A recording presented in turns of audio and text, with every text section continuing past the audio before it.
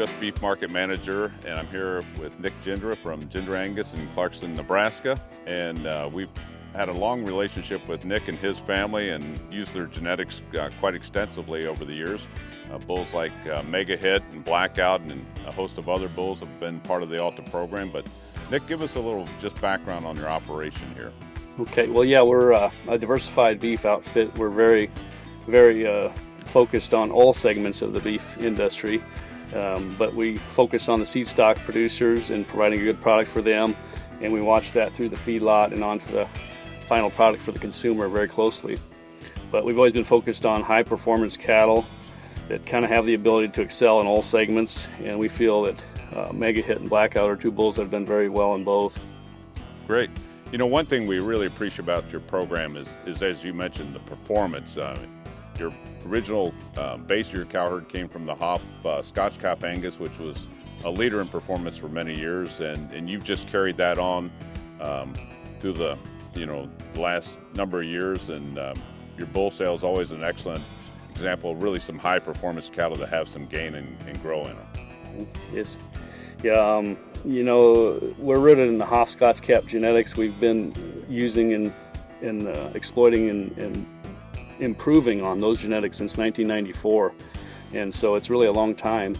And when the Hoffs dispersed in 2006, we just kept growing more and developing more, and really the Hoff Scotch Cap genetics are actually history.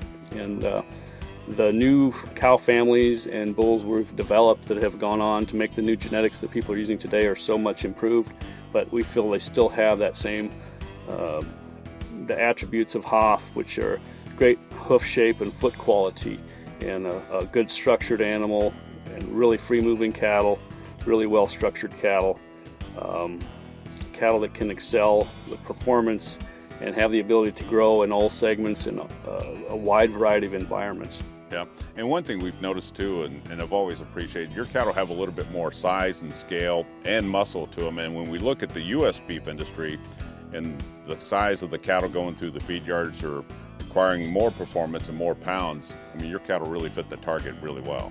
Yeah, thank you. Well, that's what we want to do, and especially with the way the industry's headed now, it looks like we're making a little bit of a turn again in the industry, where we're going to go back to those larger framed, higher capacity cattle that have the more profit potential per head in this new environment and this new economy that we're looking at.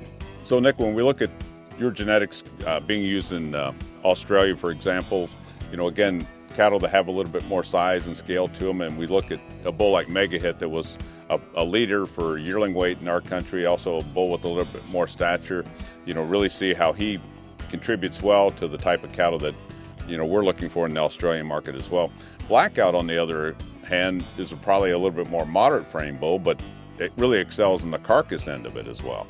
That's right. Both bulls have strengths in all areas, and I think both have great maternal lines to carry on a variety of cow families to work well in a variety of environments. Right.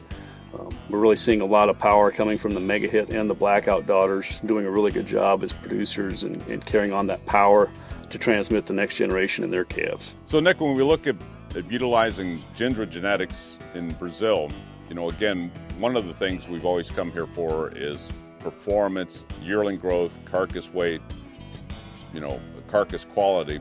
How do you see your genetics being used in other countries?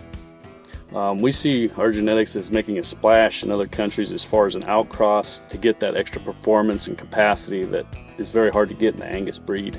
And I think it's been very successful in the southern environments, as well as in the UK and Australia and other countries, but especially for Brazil or Argentina and those countries, I think it's an extra step to get some more performance and still maintain really good maternal quality in the cattle.